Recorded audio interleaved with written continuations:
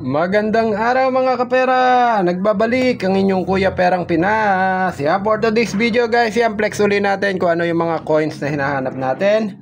At ngayong araw, ang video po ay sa video ang pag-uusapan natin ay ang tungkol naman po dito sa mga quarter dollars. So siguro marami pa po sa inyo may hawak ng gantong klase ng coin. Yan. Quarter dollar po yan ng US.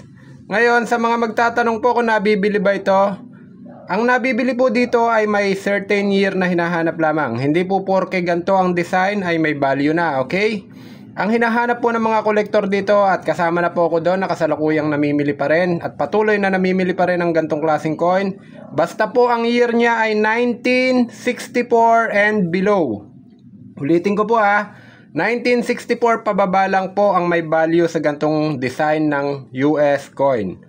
Quarter dollar, 1964 and below. Yan, paulit-ulit ko po sasabihin hindi po lahat ng quarter dollar ay may value. Ang hanapin nyo po ay 1964 and below. Yan. Ganyan po ang read niya. Kung mapapansin nyo, ang ordinary quarter dollar po may hati po dito yan na kulay tanso. Pero ang mga silver coin po ng quarter dollar, yan, pure po na white dapat.